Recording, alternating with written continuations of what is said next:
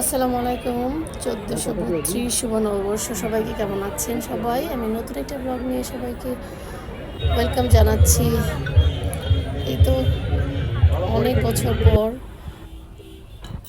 পয়লা বৈশাখ উদযাপন হচ্ছে। সামনে রোজা থাকে, প্রতি বছরই রোজা থাকে। রোজার মধ্যে কয়েক বছর ছিল আসলে। তো আজকে যে অনেক বাসাতেই আমাদের হেল্পিং হ্যান্ড আসে না, আমারও সেম। আবার রেডি হতে হবে। তো তাই ভাবছিলাম যে সেই বিয়ের আগের জীবনের যে পহেলা বৈশাখ আর এখনের বৈশাখের মধ্যে অনেক পার্থক্য। এখনও সাজুগুজু করেছি, সাজুগুজু তো করতেই হবে। তো আগে কিন্তু ঘুম থেকে উঠি আর কোনো কাজ ছিল না, একদম রমনার বটমূলে চলে যেতেই হবে। ফ্রেন্ড সার্কেল সবাই রিক্সার মধ্যে 4-5 জন করে ভোরে বসে আমরা যাব।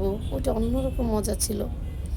তো দেখতে দেখতে যে আমরা চলে আসছি ঢাকা বিশ্ববিদ্যালয়ের কাছাকাছি, ক্যাম্পাসের ভিতরেই। তো বাসায় আজকে তেমন কোনো প্যারা নাই, আমি একটু গুছগাছ করে রেখে এসেছি বাচ্চাদের জন্য। জাস্ট ভাত আর ডাল রান্না করেছি, ফ্রিজে খাবার ছিল, অল্প টল্প গরম করে খেয়ে নেবে। তো বাচ্চারা তো আসলে এখন ঘুম থেকে উঠে সকালে, ছোটো যখন ছিল ওদেরকে নিয়ে অনেক ঘুরেছি এই ইউনিভার্সিটি এরিয়াতে। ছোটো মেয়েটার তেমন কোনো খুব একটা বেশি মনে নেই, কারণ মাঝখানে তো একটা গ্যাপ করেছিল রোজার মধ্যে পহেলা বৈশাখ, যার জন্য ছোটো মেয়েটা কিন্তু অনেক কিছু অতটা খেয়াল নাই। বড় মেয়েটার কিছু আছে। তো এখন তো ওরা ঘুম থেকেই উঠতে পারে না, গরম, আসতে চায় না। যাই হোক, আর আমাদেরও কিন্তু বড়রা এখন ঘুম থেকে উঠতে পারে না। কারণ হচ্ছে কারণ দেখা যায় যে এখন আমরা বড়রা কাজ থাকুক আর না থাকুক, রাতে 1টা 2টা ছাড়া কেউ ঘুমায় না। তাহলে কীভাবে ভোরবেলা উঠবে বলেন? তো এই যে বাবুলগুলো কিন্তু আমরা এখন কিনি না। আগে ছোট বাচ্চা, ওরা ছোট ছিল তখন অনেক কিনতেই হবে। মেলা মানে বৈশাখ মানে এগুলো কিনতেই হবে, খুব মজা করতো। সেই সময়গুলো এখন শেষ নাই। বাচ্চারা মাশাআল্লাহ অনেক বড় হয়ে গেছে। তো আমরা হাঁটতে হাঁটতে এটা মধুর ক্যান্টিনে চলে আসছি। এই সেই মধুর ক্যান্টিন। এখানে কত গান, কত কবিতা। এই ক্যান্টিন, মধুর ক্যান্টিন নিয়ে কত মানুষের কত স্মৃতি। তো যাই হোক, সকালে হয়তো অনেক আইটেম ছিল। আমরা তো আসলে ভর দুপুরবেলা একটা অড টাইমে আসছি। রাস্তাঘাটেও কোনো ভিড় ছিল না, আলহামদুলিল্লাহ সুন্দর মতো আসছি। এখানেও কোনো খাবার দাবার নাই, মোটামুটি ফাঁকা।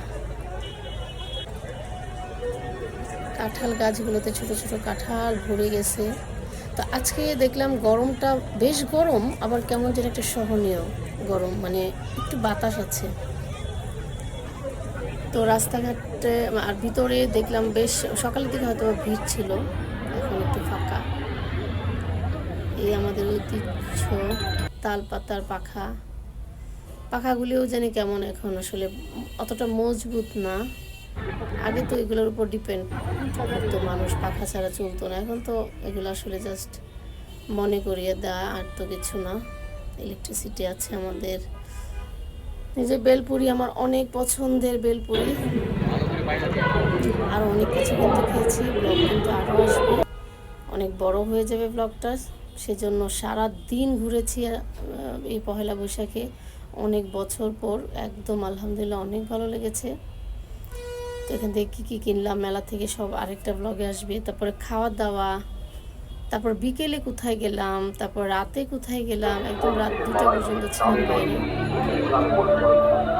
তার মধ্যে কিন্তু আমার ছোটো মেয়েটার আবার এক্সাম ছিল 7টা থেকে, যার জন্য আমরা এই দিক থেকে চলে আসছি 5টার মধ্যেই। এই অনুষ্ঠানটা হচ্ছে থিয়েটার ডিপার্টমেন্ট সিটির। আমার মনে হয় বেশ সুন্দর, আমার কাছে অনেক ভালো লেগেছে, অনেক। আর এই জাতীয় প্রোগ্রাম আমার তো সারা জীবনেই অনেক ভালো লাগে। একটা সময় কত ওই কনসার্টগুলিতে মানে খুবই এনজয় করতাম, খুবই ভালো লাগে। আমার মনে হয় যে সারাদিন যদি আমাকে এখানে বসায় রাখে আমি বসে থাকতে পারবো।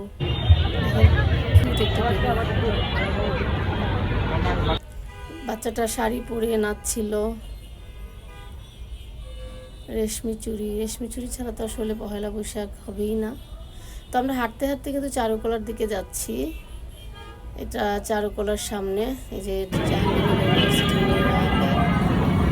করছে, তারপরে হচ্ছে যে খাবার দাবার। চারুকলার ভিতরে চলে আসে।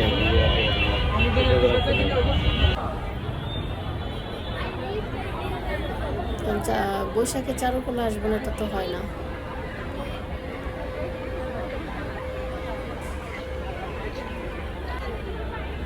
সবাই খুবই মজা করতেছে আসলে, অনেক বছর পর পহেলা বৈশাখটা পেয়ে। রোজা ছিল কয়েক বছর আমাদের আসলে। তো যাই হোক, এই যে চারুকলা ঘুরে টুরে আমরা কিছুক্ষণের মধ্যে চলে যাবো বাসায়। তারপরে হচ্ছে সামনের যে ব্লগটা আসবে সেটা কিন্তু আরও অনেক নতুন নতুন কিছু থাকবে। বিকেলে কোথায় গেলাম, বিকেলে যেখানে গেলাম সেখানে এত ভিড় ছিল, আর আমার জন্মের পিপাসা লেগেছে। ও মাই গড, আলহামদুলিল্লাহ। যাই হোক, আসসালামু আলাইকুম, সবাই ভালো থাকবেন।